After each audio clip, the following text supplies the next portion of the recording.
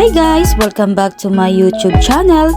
For today's video is pupuntahan natin ang aming major charity project, ang Third Build a Home. Dito lang yan sa Catalina Street, Purok 2, Barangay San Pedro, City of San Jose del Monte, Bulacan. Dahil ngayong araw ay house blessing! Habang kami nga ay naghihintay sa iba naming kasama, kami ay magbibigay muna ng lugaw sa mga bata. At ngayon, habang nagbibigay ng lugaw ang aming mga aspirante, kami ay pupunta na sa bahay na pinagawa. Kaya, let's go guys!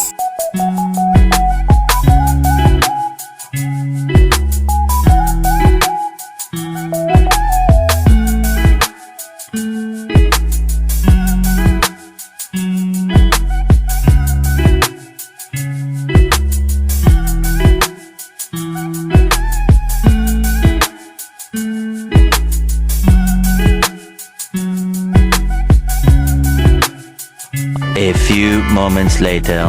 Ayan na guys, may nagbigay sa amin ng kayumito. Kaya habang nagpre-prepare kami ay kakain muna kami ng kayumito. Woo!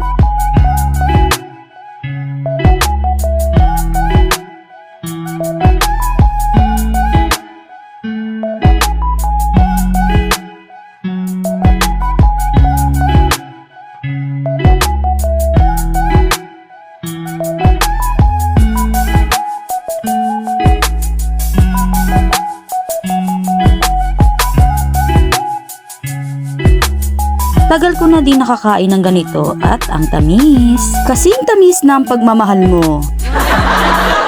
Damn! And now, kami ay magi-start na. Ito lamang Ama, wala nang iba pa akong hinihiling.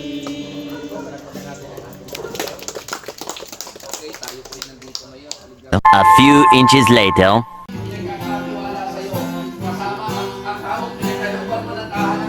Patuloy na kumilos ang iyong kapangyarihan, basbasan mo ito, ingatan mo ito, ilayo mo sa gawa ng masama at patuloy na kumilos ang kapangyarihan mo sa tahanan ito, dakilang Ama. Panginoon, makikita, magliliwanag ang taong naririto at makikita ang iyong kadakilaan. Dakilang Ama, bilang ministro ng ating Panginoon, ang tahanan ito ay aking itinatalaga sa iyong kamay. Sa pangalan ng Ama, ng Anak at ng Banal na Espiritu.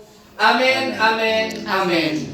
So, ayun guys, wala akong masabi kundi thank you God. At ngayong taon ay meron na naman kaming napatayong bahay at napasaya. At masaya rin kami na natulungan namin si Tatay.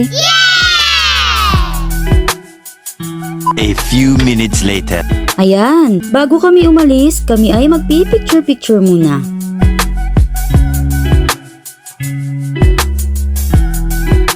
At ayan, nagbibiruan ang mga kuya. Bago ko nga tapusin ang video na ito, ipapakita ko lang ang bahay ni Tatay nung ito ay hindi pa nagagawa. Magandang hapon po tay. Pwede ko po ba malaman yung pangalan nyo? Oh, si Jaime si Cadron. Ilang taong gulang po? 63 na. Ano po ang hanap buhay? Ayun, pagmamaneho. Extra lang ho o regular? Extra lang sa isang linggo, 2 beses. Doon naman sa isa eh. May pension naman kayo tay. Wala eh. Ilan po kayo nakatira dyan? Ako lang. Kayo lang. Ano po yung pangangailangan ng bahay nyo? Ay, marami. Sira na nga yan eh. Hindi ako makabili ng gamit kasi nga hindi naman street yung biyahe. Kayo lang po ang nakatira dyan.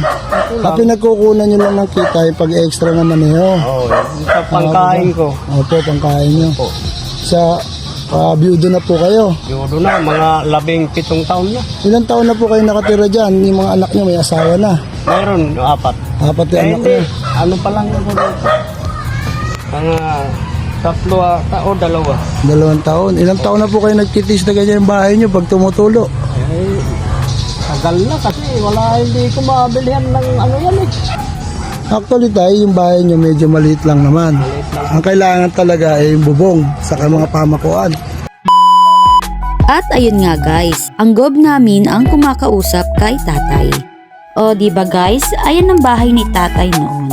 At sana nagustuhan nyo ang aking video. Thank you for watching!